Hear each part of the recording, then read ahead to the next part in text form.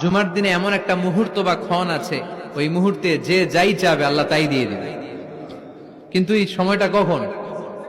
এক একজন এক এক কথা বলেছে। কেউ বলেছে দুই খুতবার মাঝখানে খতিব যখন বসে ওই মুহূর্তে, কেউ বলেছে নামাজের আগে, কেউ বলেছে নামাজের পরে। সবচেয়ে গ্রহণযোগ্য মতামত হচ্ছে আসরের সালাতের পরে মাগরিবের আগ পর্যন্ত, বিশেষ করে ক্বাবলা গুরুবি শামস, সূর্য ডোবার আগের যে অন্তিম মুহূর্তটা, ওই মুহূর্তে আপনি আল্লাহর কাছে যাই চাবেন আল্লাহ তাই দিয়ে আপনাকে ধন্য করে দিবে। তাহলে জুমার দিনের গুরুত্ব আছে না নাই? নিজ হাতে উপার্জিত কামাই, এটা পৃথিবীর শ্রেষ্ঠ কামাই, আলহামদুলিল্লাহ। পরিশ্রমের মাধ্যমে যে উপার্জন, এটাকে ইসলাম আমাদেরকে উৎসাহিত করে। শুধু নামাজ, রোজা, জিকির এগুলো নিয়ে ইসলাম আমাদেরকে পড়ে থাকতে বলেনি। কোরআনিক অর্ডার হচ্ছে আপনার নামাজ শেষ, আপনি বেরিয়ে পড়বেন, কাজে বেরিয়ে যাবেন। ফাইদা কুদিয়াতিস সালাতু ফান্তাশিরু ফিল আরদি ওয়াবতাগু মিন ফাদলিল্লাহ। বিধানটা কার বলুন? আওয়াজ করে বলুন, বিধানটা কার?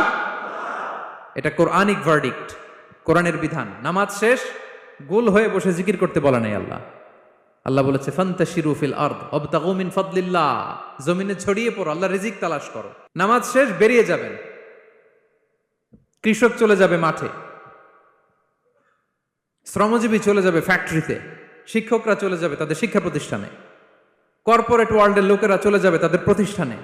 ডেভেলপমেন্ট করতে হবে, সিভিলাইজেশন করতে হবে। নামাজের পরে গোল হয়ে বসে থাকা চলবে না। কি ব্যালেন্স দেখেছেন ইসলাম? আজান হয়েছে তো মসজিদে আসো, নামাজ শেষ বেরিয়ে পড়ো, আলহামদুলিল্লাহ।